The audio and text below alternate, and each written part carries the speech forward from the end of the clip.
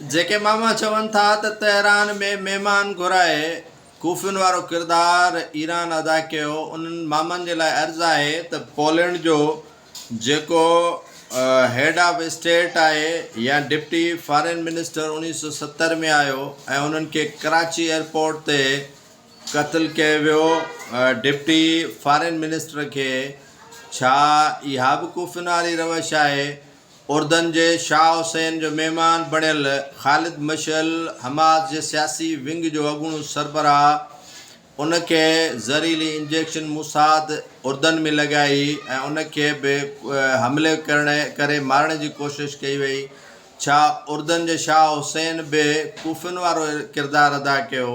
हीअ जेका असांजे अंदरि ॾाढी गंदी हिकिड़ी रवश आहे त कोई बि मामिलो आहे उनखे या त सियासी तौर ते वठंदासीं या मज़हबी तौर ते वठंदासीं। नफ़रत ऐं बुग़्ज़ जी जेका आख़िरी इंतिहा हूंदी आहे उन ताईं असां वरी पहुचाईंदासीं। सोशल मीडिया ते जेका प्रोपेगेंडा थिए थी उहो असांजे हथ में आहे ऐं असां उन मौक़े खे कॾहिं बि ज़ाया थियणु न ॾींदा आहियूं।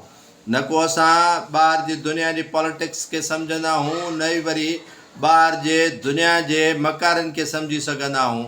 ऐं सॼी दुनिया खे ख़बर आहे त मूसाद हिकु दहशतगर्द जेको आहे सो विंग आहे इसराईल जी, ऐं नेतनयाहू उन दहशतगर्द विंग जो सरबराह आहे। ऐं उहो कीअं हमला करे थो ऐं कहिड़े नमूने सां जेको आहे सो हमला करे थो ऐं उनजी पुश्तपनाही केरु करे पियो, इहा सॼी दुनिया खे ख़बर आहे। ऐं उनजो चहीतो इसराईल आहे ऐं उनजो चहीते जो जेको मालिक आहे असुल उहो अमेरिका आहे। ऐं अमेरिका ॾिसो त कीअं जेको आहे सो परेशान थी जेको आहे सो इसराईल जे लाइ इन समुंड में जेको आहे सो बहरी जहाज़ मोकिलणु शुरू करे ॾिना आहिनि ऐं उनजी जेको आहे दिफ़ा जे लाइ निकिरी पियो आहे।